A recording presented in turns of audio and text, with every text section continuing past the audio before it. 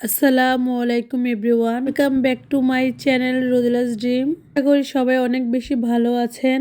আমিও আলহামদুলিল্লাহ ভালো আছি। আজকে চলে আসলাম বাচ্চাদের নিয়ে ওয়েফেল খেতে। ওয়েফেল আমার বাচ্চারা অনেক বেশি পছন্দ করে। যেহেতু লক্ষ্মীপুর ওয়েফেল চলে আসছে, কেননা বাচ্চাদের নিয়ে যাব। আর স্বপ্ন বেশ অনেকদিন ধরে বায়না করছে। আর আমারও বাহিরে কিছু কাজ ছিল, ভাবলাম ছুটির দিন যেহেতু আছে কাজটাও সেরে আসবো আর বাচ্চাদের ওয়াফেল খাওয়াই নিয়ে আসবো। ভিতরটা কিন্তু তাদের অনেক বেশি নেট এন্ড ক্লিন ছিল, আর সাথে তারা মিউজিকও ছেড়ে দিয়েছিল। আমার মেয়ের মিউজিক শুনলে সে স্থির থাকতে পারে না, তার ডান্স করা শুরু করে দেয়। রোদেলাকে বলতেছিলাম, মামুনি সবাইকে একটু হাই দাও। আর আমরা কিন্তু বাচ্চাদের ছোটখাটো আবদারগুলি রাখতেই পারি, এদের কথাও মাঝে মাঝে শোনা আমাদের একটা দায়িত্বের ভিতরে পড়ে। যখন দেখবে যে ওর কথার আমরা প্রায়োরিটি দিচ্ছি, ও আমাদের কথা প্রায়োরিটি দিবে। এই তো রোদেলা মামুনিকে বলতেছিলাম, মা সবাইকে একটু হাই দাও। সে কিন্তু ক্যামেরা অন করলে বুঝতে পারে। তো সবাইকে হাই দিচ্ছে আমার মা, আর সবাই রোদেলাকে দেখে একটু মাশাল্লাহ বলে যাবেন। আমি আর আপনাদের ভাইয়ের মেনু কার্ড দেখতেছিলাম যে আমরা কে কোন ফ্লেভারের ওয়াফেল খাবো। আপনাদের চকলেট ফ্লেভারের ওয়াফেলটা খুব পছন্দ করে।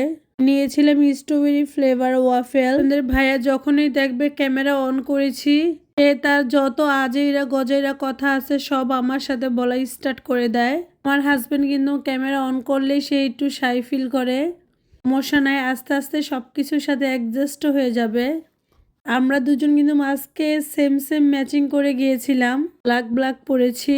আমাদের দুজনকে কেমন লাগছে অবশ্যই কমেন্টের মাধ্যমে জানাবেন। আমাদের ওয়াফেল চলে আসছে, তো রোদেলা কান্নাকাটি করতেছিল। মাশাল্লাহ, তার ভাই এত দায়িত্বশীল হয়েছে। স্বপ্ন বলছে, মামুনি তুমি খেয়ে নাও, এই রোদেলাকে রাখছি।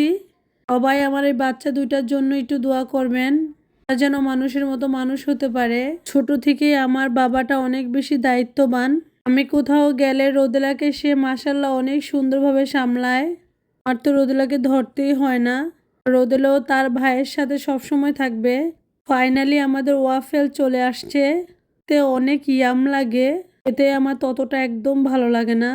রোদেলা মামুনি কিন্তু মাশাল্লাহ করে সে একটু মুখে দিয়েছে। রোদেলার কাছে মনে হয় মজা লেগেছে। তবে আমি এত তাড়াতাড়ি রোদেলা মামুনিকে বাইরের খাবার দিব না।